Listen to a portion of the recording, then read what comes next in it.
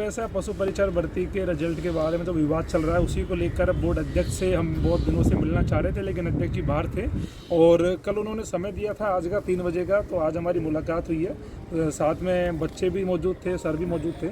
और देखो ऐसा है, जो बच्चों की जो पीड़ा है कि जो टॉपर जो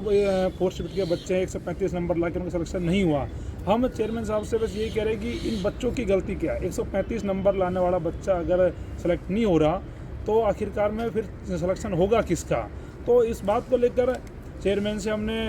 निवेदन किया है कि इन बच्चों की तरफ भी देखिए, सभी किसानों के बच्चे, इनकी पीड़ा है सर, और इस बात को मान रहे हैं कि इन बच्चों के साथ में इनजस्टिस हुआ है, अन्याय हुआ है। लेकिन साथ साथ चेयरमैन कह रहे हैं कि मेरे हाथ बंधे हुए हैं, लेकिन मैं भरोसा दिला रहा हूँ प्रदेश के युवाओं को कि चाहे जेल पेलेरी की परीक्षा हो, चाहे आने वाले दिनों में चतुर्थ श्रेणी की परीक्षा हो, उनमें हम दूसरे फॉर्मूलों में काम करके ऐसा रास्ता हमने निकाला है कि हम आने वाले दिनों में नॉर्मलाइजेशन के नाम पर अन्याय नहीं होने देंगे। लेकिन कहीं ना कहीं जो ये बच्चे सिस्टम के शिकार हुए हैं, जो बोर्ड की खामियों के चलते, इस फॉर्मूले की खामियों के चलते अन्याय हुआ है, इसको लेकर इनसे हमारी मुलाकात हुई है और वो कह रहे हैं उनकी भावना, उनकी संवेदना बच्चों के साथ है, लेकिन ये भर्ती विवादों में नहीं जाए, कोर्ट में नहीं जाए, कई सारी समस्या है। फार्मूला पहले से लगा रहा है, एसआई में भी यूज वही फार्मूला हुआ है, पटवारी में भी हुआ है, इसीलिए हमें ये फार्मूला लगाना पड़ा है और मेरे हाथ बंधे हुए हैं, मैं मजबूर हूँ। इस मामले में बहुत ज़्यादा मैं कुछ कर नहीं पाऊँगा, लेकिन मेरी भावना इन बच्चों के साथ है।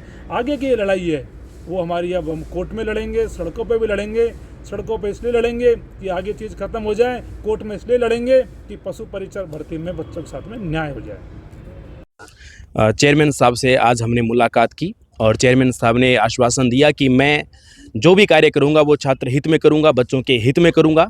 और उन्होंने ये भी कहा कि मैं पिछले कुछ दिनों से बाहर था और मैं चित्तौड़ में सांवलिया सेठ जी के गया हुआ था और वहाँ मैंने बच्चों से, वहाँ सांवलिया सेठ जी से एक ही गुहार लगाई कि जब तक मैं इस पद पर रहूं तब तक मेरे हाथ से कोई भी अन्याय न हो। ये उन्होंने हमें बताया और हमने वहाँ पर मुद्दे की बात रखी कि आपने, जब आपका डीवी प्रेस नोट जारी हुआ उसमें 2.5 बात उसमें दे रखा था कि ये डीवी होगा, लेकिन वास्तविकता ये है कि उसमें 1.66 था। 1.66 आपने पदों पर डीवी करवाया, गुना पे डीवी करवाया है। ये बात वास्तविकता है कि उनको पता ही नहीं था, मतलब उस टाइम उन्होंने स्वीकार किया कि ये बात तो मुझे पता भी नहीं था।